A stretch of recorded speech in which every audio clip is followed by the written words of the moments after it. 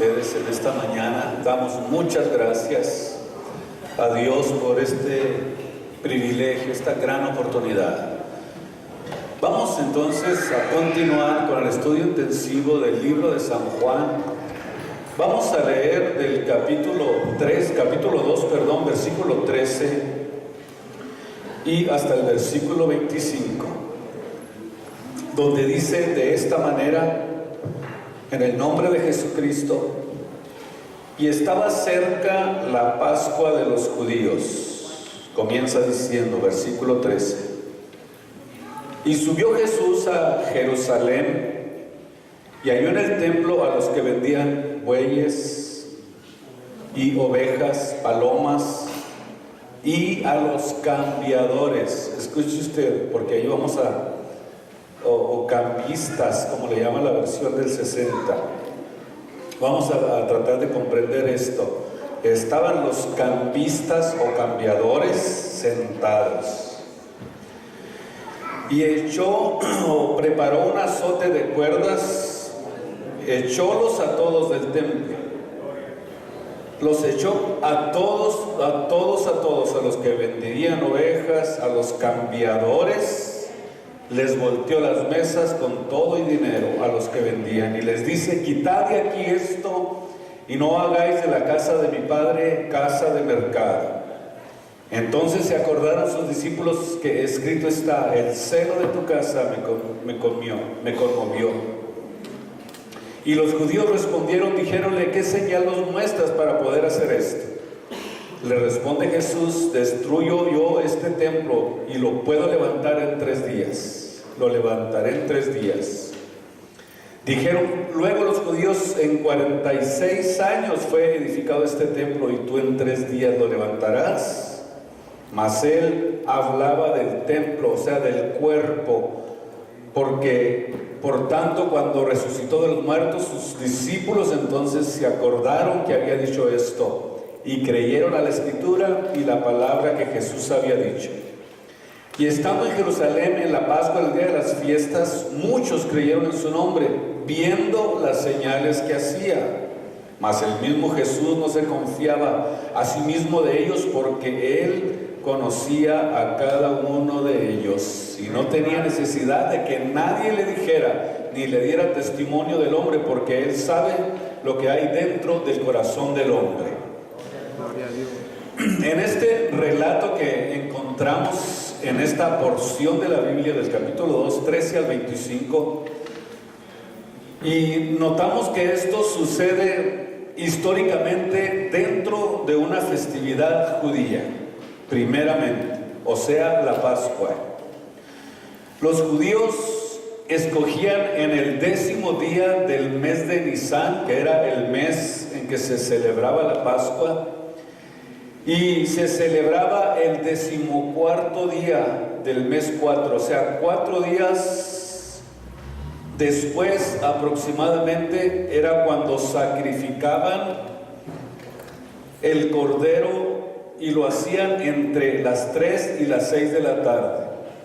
La razón por qué dice que cuando estaba esta venta en el templo y todo lo que estaba pasando era porque faltaban aproximadamente unos 4 días para que se celebraba.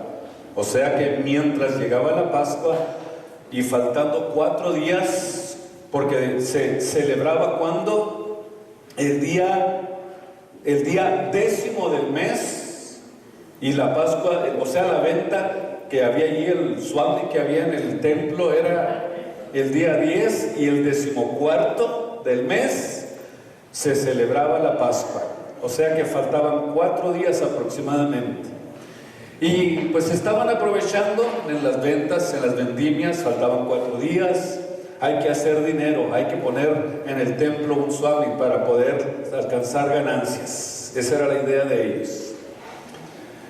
Y dice la Biblia que sacrificaban el cordero entre las 3 y las 6 de la tarde.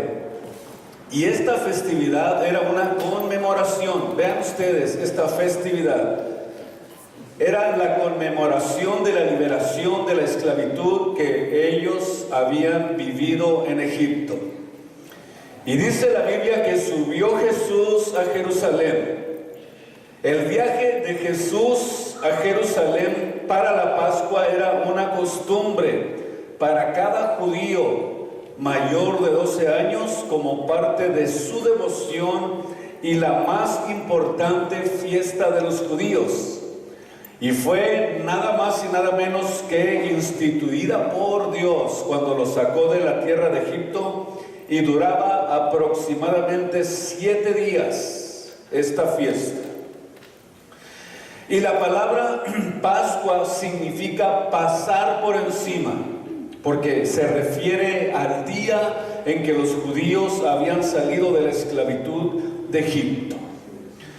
Significa, se lo vuelvo a repetir, pasar por encima.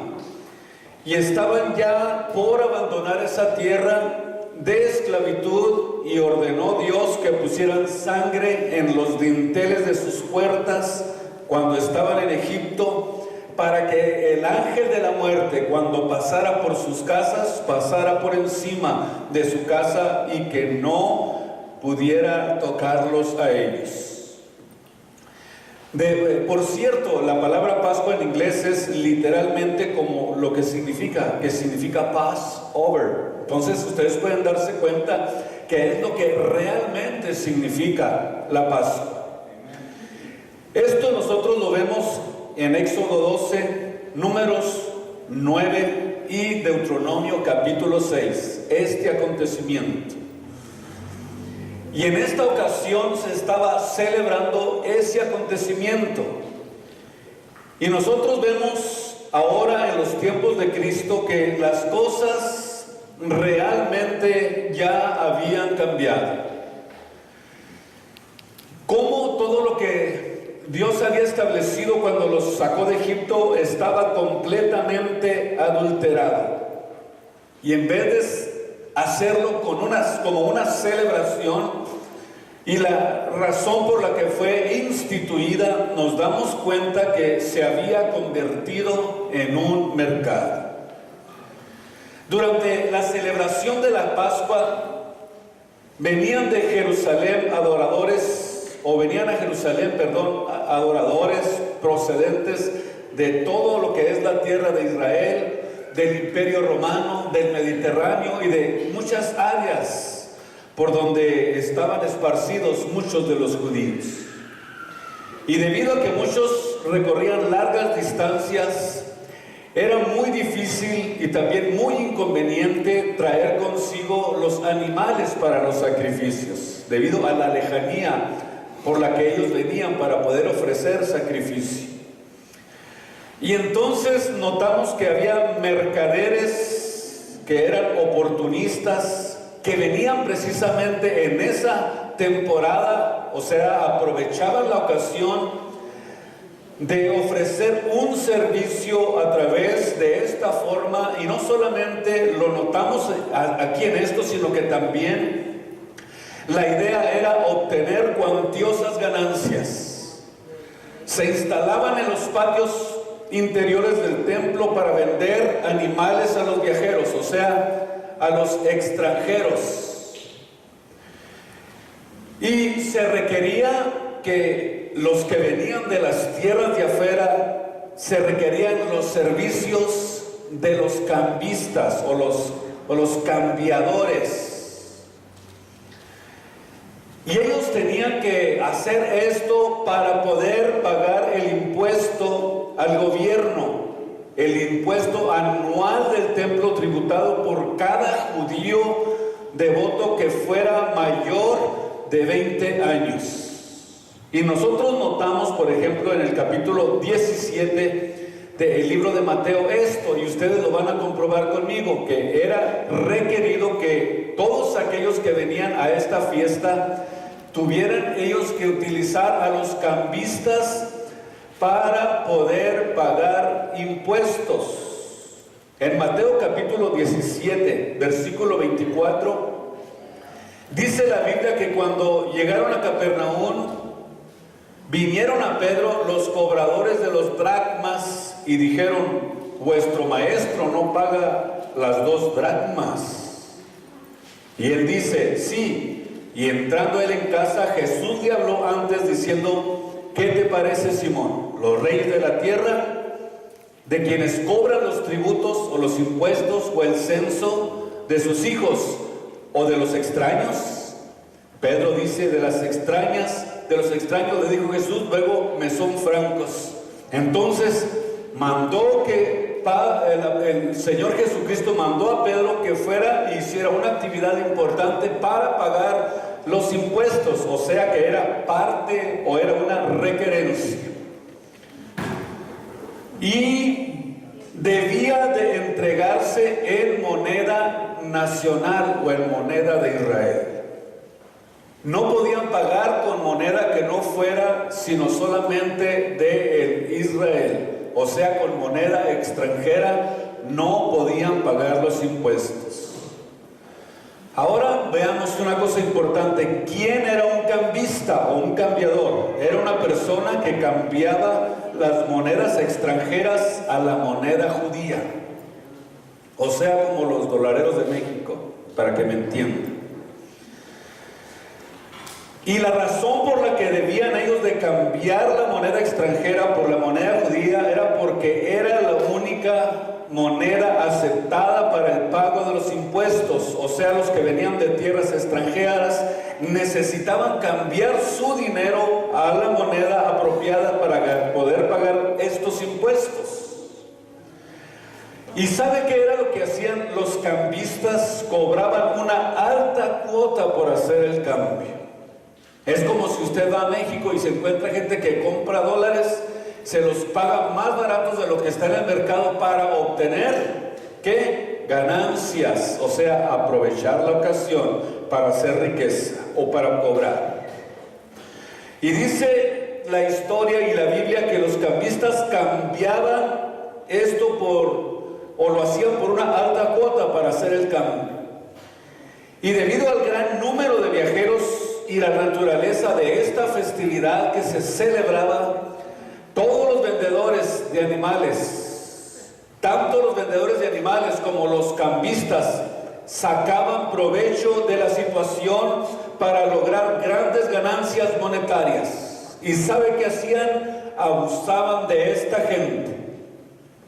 Abusaban de ellos para lucrar, y Cristo se dio cuenta de esto, que el lugar de adoración, el lugar donde debería de haber sido el lugar donde se alaba y glorifica a Dios, se había convertido en un negocio.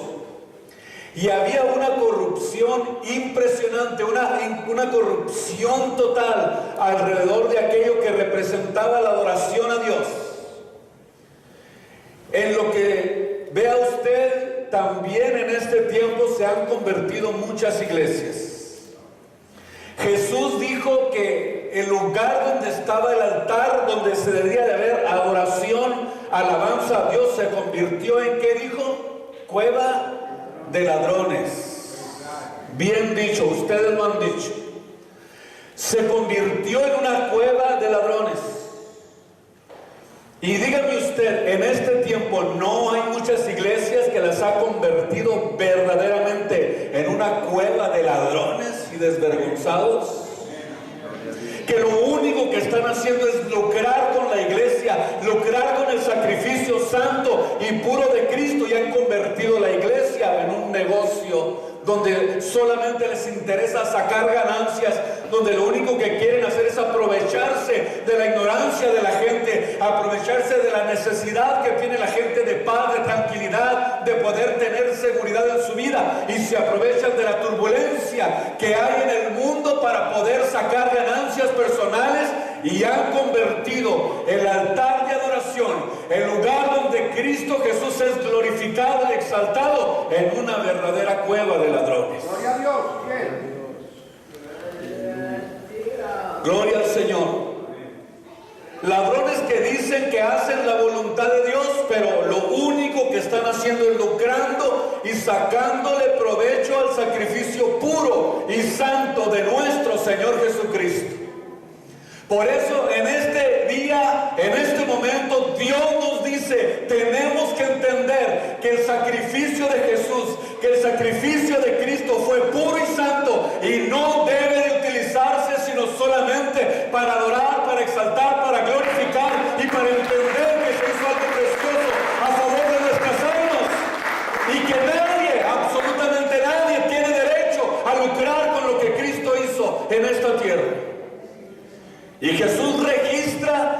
purificación del templo con este acto. Con este acto estaba diciendo Jesús: fuera la corrupción, fuera los negociantes, fuera aquellos que se han de alguna forma involucrado en esto para poder querer sacar provecho de la situación en la que muchas veces se encuentran muchas almas preciosas que están oprimidas por el diablo, oprimidas por el pecado, que tienen necesidad de que alguien les ayude. Pero óigame bien, esto es muy peligroso. Cuando miramos a Jesús haciendo esta actividad o esta actitud, aquí podemos notar que Él conoce muy bien a los que verdaderamente le aman. Él conoce muy bien a aquellos que realmente se acercan para poder recibir los beneficios espirituales. Pero que óigame bien, cuidado, cuidado, cuidado, porque Jesús dijo muy claramente: cuidadito con aquel que se quiera aprovechar de las almas para poder sacarle provecho a su vida personal y no entender que el servicio a Cristo es un servicio en el que Él ya lo pagó todo en la cruz del Calvario, que no necesita la ayuda del hombre, que el hombre es corrupto por naturaleza y es posible que óigame bien, pueda extenderse por muchos lugares en este tiempo.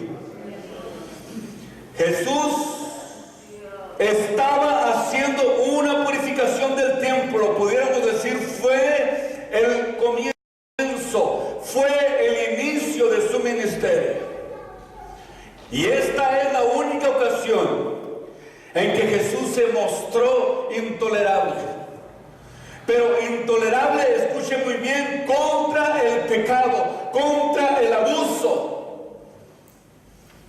Y mientras hacía un azote, el Señor dijo: quiten esto de aquí, no hagan de la casa de Dios un lugar de mercado. No es para eso. La iglesia no es un lugar de negocio.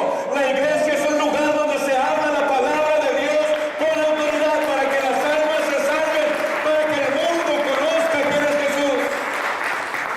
Para eso se predica la palabra de Dios, para que las almas sean salvas,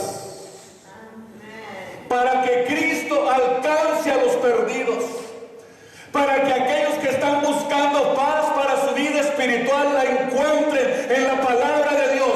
Pero óigame bien, lamentablemente hay muchos que no lo están haciendo de esta manera.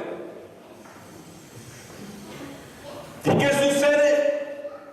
Y cuando la santidad de Dios y la adoración a Él están en juego, Jesús actúa con furor. Sacó a todos los hombres que estaban allí, tanto hombres como animales. Y aunque fue una acción física, fue muy enérgica, no fue cruel, pero óigame bien, tenía que hacerlo. En Malaquías capítulo 3, vean ustedes conmigo algo muy interesante que tenía que ver con lo que Jesús estaba haciendo. Dice el versículo 3, capítulo 3, versículo 1: aquí yo envío mi mensajero, el cual preparará el camino delante de mí, hablando de Juan.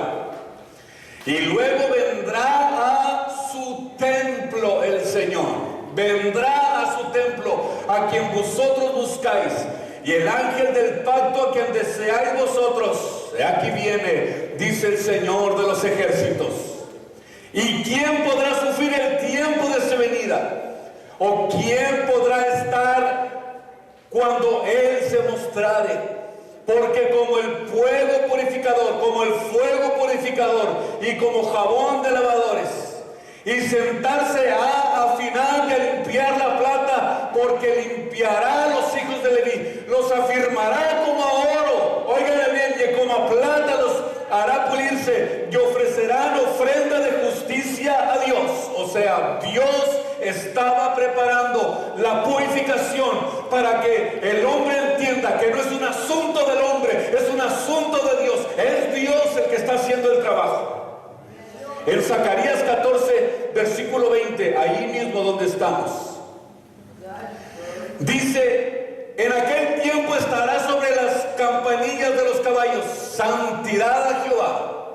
Y a las ollas en la casa de Jehová serán como los tazones delante del altar. Y será toda olla en Jerusalén y en Judá santidad al Señor de los ejércitos. Y todos los que sacrifiquen vendrán y tomarán de ella y conocerán en ellas, y no habrá más cántaro alguno en la casa del Señor en aquel tiempo, dice el Señor de los ejércitos. Aquí nos habla precisamente de la purificación y adoración hacia su pueblo que el Mesías estaba efectuando. Los que entran allí deberían entrar con un corazón preparado, dispuestos, y no ir allí a ver qué era lo que compraban, a ver si les sacaban provecho a lo que estaban haciendo, a ver qué vendían. No, Señor, a la casa del Señor se viene a darle sacrificio de alabanza y adoración. Aquí se viene a sacrificar a Dios, se viene a darle la gloria y la honra a aquel que nos salvó, a aquel que nos sacó del pecado y de la muerte donde nos encontrábamos. A eso se viene a la casa del Señor. ¿Qué hace Dios? Purifica, limpia, trabaja en nuestras vidas. Gloria al Señor. El apóstol Pedro nos dice algo muy importante acerca de esto. Segunda de Pedro capítulo 2. Vean ustedes la importancia que tiene. Segunda de Pedro capítulo 2, versículo 2. Donde dice el apóstol: y muchos seguirán a estos vendedores, muchos seguirán a estos burladores, a muchos los seguirán sus disoluciones, por los cuales el camino de la verdad es blasfemado. ¿Cuántas almas no se han decepcionado porque van a una iglesia y lo único que ven es un mercado? ¿Cuántas almas no salen entristecidas de esos lugares porque la palabra de Dios brilla por su ausencia? Lo único que encuentran es un mercado. Encontrarán disoluciones y el camino de la verdad por muchos será blasfemado por causa de estos mercaderes baratos que venden la palabra de Dios, que no les importan las almas, lo único que quieren es sacar provecho para sí mismos. Óigame bien, Cristo no está dormido, Él sabe muy bien lo que está pasando dentro de su iglesia. Él conoce el corazón del hombre, Él conoce lo que hay en nuestros corazones. Y por avaricia, oiga bien lo que dice el apóstol Pedro, harán mercadería de vosotros con palabras fingidas, sobre los cuales la condenación ya está hecha. Es apresurada la condenación y su perdición no se duerme. Dios no está dormido, Él sabe muy bien lo que está pasando. Y si Dios no perdonó a los ángeles que habían pecado, sino que los echó al despeñadero en el infierno con cadenas de oscuridad y los entregó para que sean reservados para el día del juicio. Si Dios no perdonó al mundo viejo, sino que guardó a Noé pregonero de justicia, con él y 7 personas más, trayendo el diluvio sobre un mundo de malvados. Y si Dios nos condenó por destrucción a las ciudades de Sodoma y Gomorra, trayéndolas y convirtiéndolas en ceniza, como ejemplo de aquellos que habían de vivir sin temor y reverencia delante de Dios. Todo el que viva sin temor y reverencia delante de Dios le espera la condenación. Por eso es que dice la Biblia que la luz vino al mundo, pero los hombres amaron más las tinieblas que la luz, porque tienen obras de maldad, porque no les interesa la alma, no les interesa lo espiritual, no les interesa la Biblia, la palabra de Dios, y viven como les da su gana. Necesitamos entender que estamos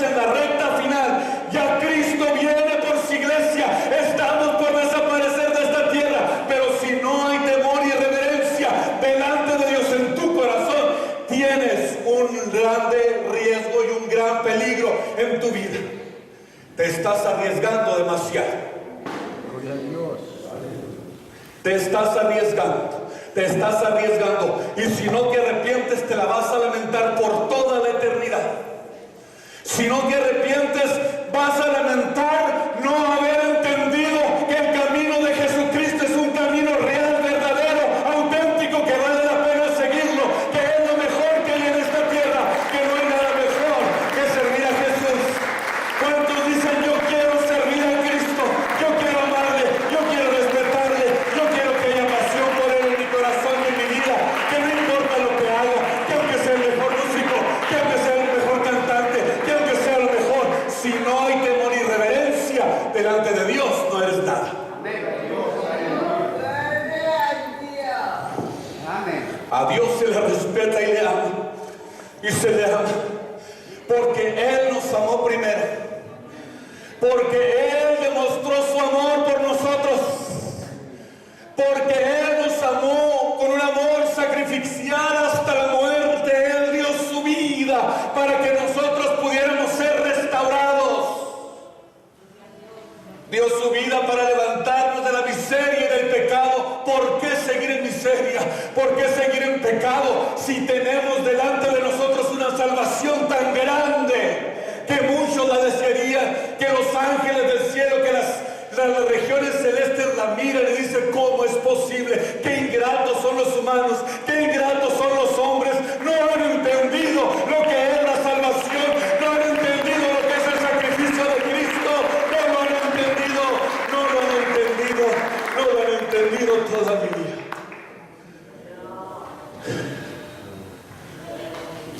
Pedro está diciendo, Pedro nos dice que este pecado se cometería de nuevo en este tiempo, que comenzarían a decirle a la gente: vengan primero los de a 1000, los príncipes les llaman, y si trae 10,000 es un super príncipe. Luego los de 1000, luego los de 100. Le hago un llamado al pueblo de Dios. ¿Lo ha oído, sí o no? La verdad. ¿Lo ha oído, sí o no? Sí, es una mercadería. La iglesia la convirtieron en un mercado. Sin vergüenza. No les importan las almas. Lo que quieren es su Rolls Royce y su avión privado. Dios dijo que así tenía que ser en la recta final de su iglesia. Él dijo que así tendría que ser. Pablo, el apóstol Pedro, perdón, nos lo está diciendo. La Biblia prohíbe que se manipule a la gente, que se presione a la gente, que se extorsione a la gente, que se intimide a la gente para que puedan dar lo que la obra de Dios necesita. Cuando oigamos en un lugar que tenemos que dar para esto, para aquello, para lo otro, no lo hacen, y no lo hacen, dicen: no vas a recibir bendiciones de Dios. Desde el momento en que sabemos que esas personas que están frente están haciendo un mercado, entonces quiere decir que han hecho de la casa de Dios un verdadero mercado, en vez de ser una casa de alabanza y adoración al Dios de los cielos, al Dios que nos hizo, óigame bien, el favor de salvarnos. Gloria a Dios, aleluya. ¿En qué me estoy basando para poder decir esto? Segunda de Corintios capítulo 9, versículo 7, donde dice: cada uno de conforme a lo que Dios pone en su corazón, no por necesidad. Escúchenlo muy bien: no por necesidad, ni por manipulación, ni por intimidación, ni por presión. ¿Saben por qué? Porque Dios ama al dador alegre. Ahora, si tú dices: yo no siento del mismo, ese es tu problema, ese es tú y Dios. Tú le vas a dar cuentas a Dios, no a mí. Pero cuando comenzamos a presionar, violamos el principio establecido por Dios que cada uno dé conforme propuso en su corazón. O sea, cuando todo se hace a la manera de Dios, viene la bendición de Dios sobre la iglesia, viene la bendición de Dios sobre tu vida, sobre tu hogar, sobre tu familia, y todo lo que tocas es bendecido porque lo haces de acuerdo al orden establecido por Dios. Por eso necesitamos entender que Cristo hizo algo precioso con nosotros, que Él está trabajando, que Él está obrando, que Él está haciendo que su obra sea prosperada, pero no es por el poder del hombre, no es por la capacidad del hombre, es por su espíritu. Él está utilizando hombres y mujeres que le den su corazón para que su obra continúe hacia adelante. No es mi obra, no es obra de ningún hombre, es la obra de Dios. Yo soy un hombre como ustedes, sujeto a pasiones como las de ustedes, débil como ustedes. También peco contra Dios y tengo que arrepentirme y pedirle perdón a Dios.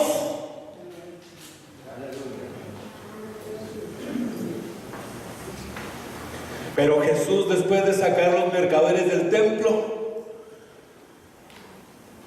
naturalmente vinieron los religiosos a reclamarle.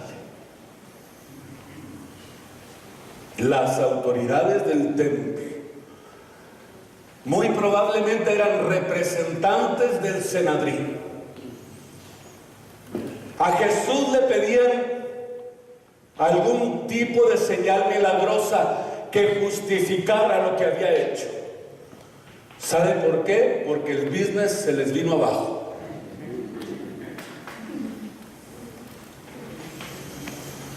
Le decían: ¿qué autoridad tienes para hacer esto? ¿Quién te mandó? ¿Quién te envió? Queremos una señal. Le dijo: no hay nada. No hay nada. Aquí vemos que ellos querían que Él justificara lo que había hecho. Por eso es que cuando vemos que no comprendieron el significado de lo que Dios está haciendo, de la reprensión que Jesús había hecho, con la intención, pudiéramos decir, ellos lo hicieron con la intención de que Jesús estaba de alguna manera centrándolo y tratar de entender, y veían como una necesidad y que tiene que decírmelo, tiene que demostrárnoslo, por qué actuó con esa actitud, sin entender lo que es la santidad y la adoración a Dios. Y naturalmente, esta actitud es inadmisible, lo cual evidencia claramente aún que ellos estaban llenos de incredulidad. A todos los que quieran ver una señal para creer, a los que quieran ver una prueba, Cristo les dijo: mejor prueba es mi resurrección. Por eso les dijo: yo puedo derribar este templo y en 3 días lo levanto. ¿De qué les estaba hablando Jesús? De la resurrección. Necesitamos entender que cuando Jesús habla de que la mejor prueba, la mejor evidencia de que nosotros estamos en el camino de la verdad, es que hemos creído que Cristo murió y resucitó de entre los muertos. Es la mejor evidencia. Básicamente Cristo les estaba diciendo: la mejor evidencia de lo que estoy haciendo consiste en que yo voy a morir, voy a bajar por 3 días a las partes más bajas de la tierra y luego voy a resucitar. O sea, la mejor evidencia es que Cristo murió y resucitó. En Romanos capítulo 1, vean ustedes, Romanos 1, versículo 4. Vayan conmigo a esta porción.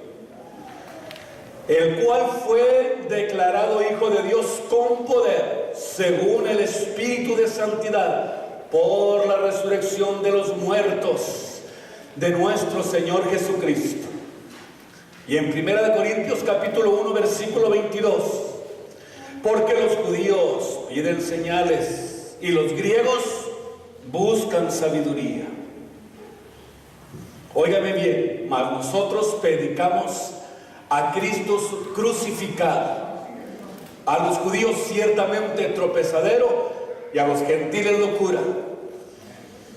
Sin embargo, nosotros decimos, pero los llamados así judíos como los griegos, óigame bien, Cristo, poder, potencia de Dios y sabiduría de Dios. Cristo nos dice aquí que los judíos buscan milagros, los griegos sabios intelectuales buscan sabiduría, y todo lo podemos encontrar en Cristo. O sea, la resurrección de Cristo es nuestra máxima evidencia de que Él vive, de que tenemos seguridad. Ahora ya no necesito ver ningún milagro, ya no necesito ver señales, ya no necesito evidencias, ya no necesito esto, ya no necesito lo otro. Algo evidente que me pruebe que el Señor volvió a resucitar de los muertos, porque Él vive. Óigame bien, Él vive y está presente y se mueve entre nosotros.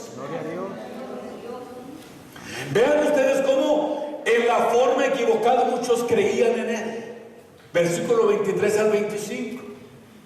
Ya estudiamos de eso. Y puede decir alguien, ya ve que sí hay fe por ver. Un momentito. ¿Realmente los que vieron lo que Jesús hizo fueron salvos? Lo dudo. Número uno, porque la fe es por el oír de la palabra de Dios. Romanos 10:17.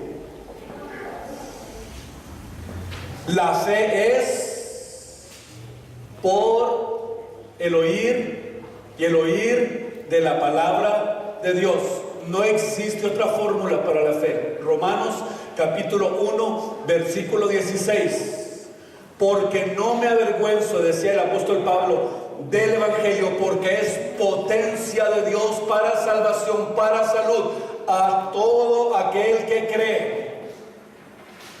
Óigame bien, a todo el que cree, porque en el Evangelio de nuestro Señor Jesucristo se encuentra el Dios para la salvación. En el Evangelio, en la proclamación de la palabra, Jesús dijo algo muy importante. Él lo dijo: ir por todo el mundo y predicar el Evangelio. El que creyere, no el que viere, sino el que creyere y fuere bautizado será salvo, y el que no, simple y sencillamente, que dijo, será condenado. Marcos 16:15.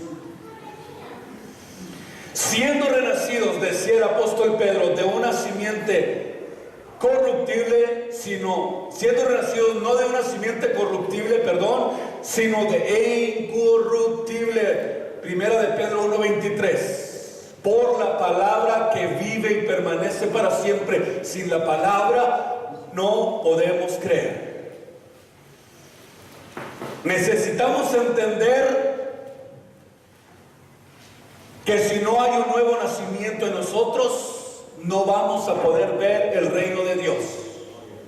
La fe no es por vista, dice 2 de Corintios 5:7. Por fe andamos, decía el apóstol, no por vista. ¿Por qué? Porque la vista engaña, los sentimientos engañan. Tú puedes ver el milagro, puedes ser conmovido viendo un milagro y decir, ah, caray, pues creo que esto es impresionante. Y la sociedad está impresionada, pero ¿cuánto les va a durar esa impresión? ¿Un mes? ¿2 meses? ¿15 días? ¿8 días? ¿Cuánto tiempo? Pero la Biblia dice que cuando nosotros nos fundamentamos en la palabra de Dios, Dios nos prepara eternamente para su gloria y para su honor. Pónganse de pie en esta tarde. Damos gracias a Dios por este momento. No quiero cansarlos. Quiero que en esta tarde ustedes y yo podamos entender que para poder nosotros entrar al reino de los cielos necesitamos entender lo que la Biblia dice. Y en esta tarde, ¿qué le parece si le decimos, Señor, yo quiero servirte, quiero amarte, no me quiero guiar por lo que veo, no quiero guiarme por lo que pienso? Dios ya determinó cómo debe de ser salvo el hombre. Y la salvación